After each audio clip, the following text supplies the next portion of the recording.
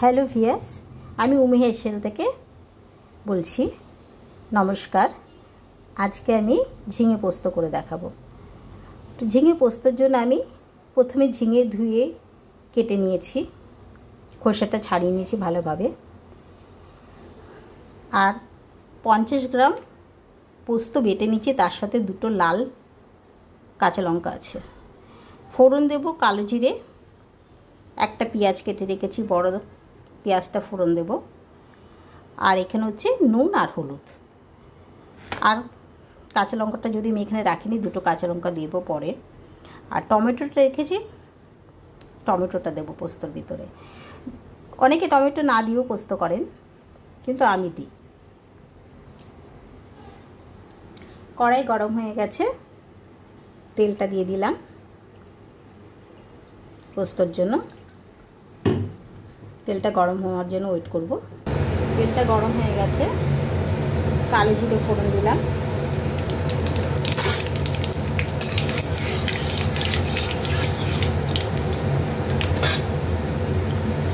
একটা পেঁয়াজ কেটে রেখেছিলাম, সেই পেঁয়াজটা করে দিলাম।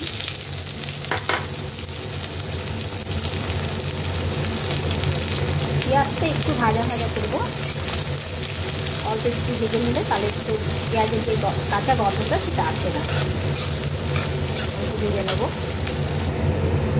পেঁয়াজটা অল্প ভেজে নিয়েছি,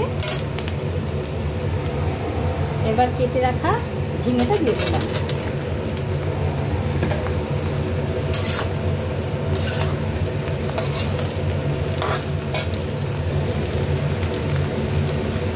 হলুদ দিলাম,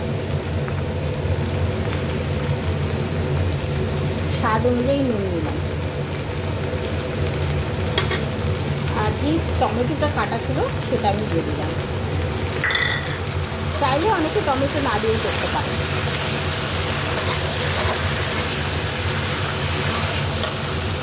আমি ঝিঙেটা একটু ঢেকে রাখছি, কারণ ঝিঙে থেকে অনেক জল বেরোবে, এই জলে আমার পোস্ত হয়ে যাবে।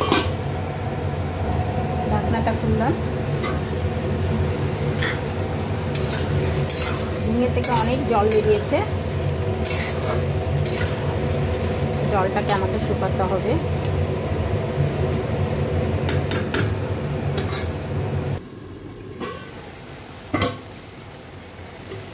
এই জলে পুরো ঝিঙেটা সিদ্ধ হয়ে যাবে।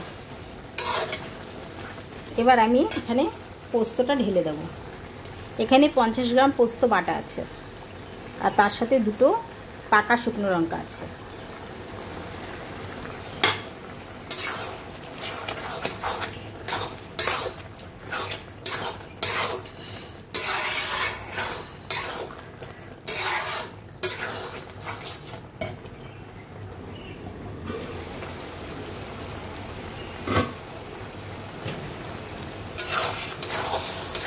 ঝিঙে পোস্তটা আমার হয়ে গেছে।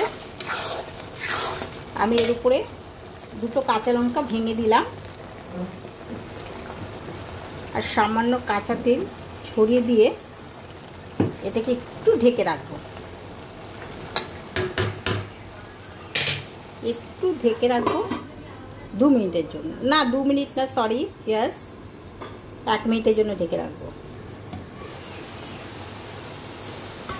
আমার পোস্তটা হয়ে গেছে। পোস্ত যদি একটু কাঁচা তেল আর কাঁচা লঙ্কা সামান্য দুটো ভেঙে দেওয়া যায়, কাঁচা লঙ্কার যে গন্ধটা পোস্ততে আসে, তেলেরও গন্ধটা আসে, খুব ভালো লাগে পোস্তটা। আর আমি আগে মানে এমনভাবে বলে ফেলেছি যে কাঁচা লঙ্কা, লাল পাকা কাঁচা লঙ্কা বলতে গিয়ে আমি লাল পাকা শুকনো লঙ্কা বলে ফেলেছি, তার জন্য ক্ষমা করবেন।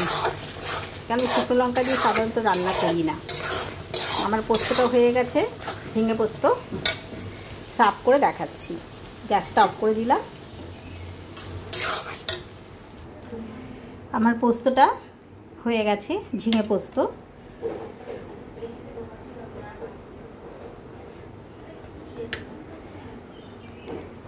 ভালো লাগলে সাবস্ক্রাইব করবেন, লাইক করবেন, কমেন্ট করবেন। থ্যাংক ইউ, ধন্যবাদ। এইভাবে পোস্ত করে খেয়ে দেখবেন, খুব ভালো লাগবে।